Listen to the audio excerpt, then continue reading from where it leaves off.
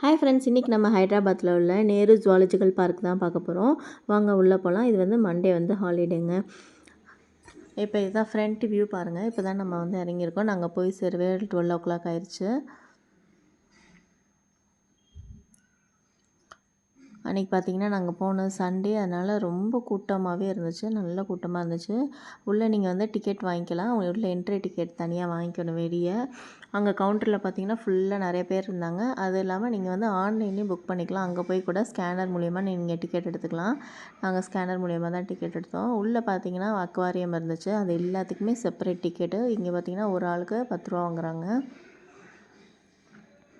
உள்ள நிறைய விலங்குகள் நிறையா இருந்துச்சுங்க. ஆனால் டைம் வேணும் நடக்கிறதுக்கும். நீங்கள் நல்லா உங்கள் காலில் ரெடி பண்ணிக்கோங்க. அது பட்டர்ஃப்ளை பார்க்கு. அதே மாதிரி கொஞ்சம் சீக்கிரம் போயிட்டீங்க அப்படின்னா வெயிலுக்கு முன்னாடி நீங்கள் சீக்கிரம் குழந்தைங்கள வச்சுருந்தீங்கன்னா பார்த்துட்டு வந்துருக்கலாம். ஃபுட்டு நாட் அலோடுன்னு போட்டிருக்காங்க. ஆனால் ஃபுட்டு உள்ளே எடுத்துகிட்டு போகலாங்க. இந்த ட்ரெயினில் போனால் ரொம்பவே என்ஜாய்மெண்ட்டாக இருக்குது. அன்றைக்கி நாங்கள் போன சண்டேனால எல்லாத்துக்குமே ஃபுல் ரஷ்ஷாக இருந்துச்சு. ஸோ அதனால் எங்களால் எதுலேயுமே ஏற முடியல, என்ஜாய் பண்ண முடியல.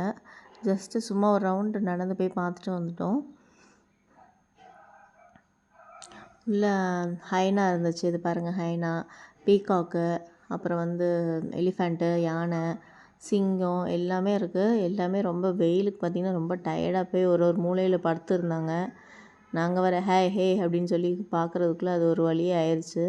இந்த ஹைனா தான் கொஞ்சம் கிட்ட இருந்த மாதிரி இருந்துச்சு. குழந்தைங்க ஓவராலாக பார்த்திங்கன்னா குழந்தைங்க என்ஜாய் பண்ணுவாங்க. நம்ம ஊருக்கும் இங்கேயும் பார்த்திங்கன்னா நம்ம ஊர்லேயே நிறையா இருக்கும் போல். இங்கே ரொம்ப கம்மியாக தான் இருந்துச்சு விலங்குகள்லாம்.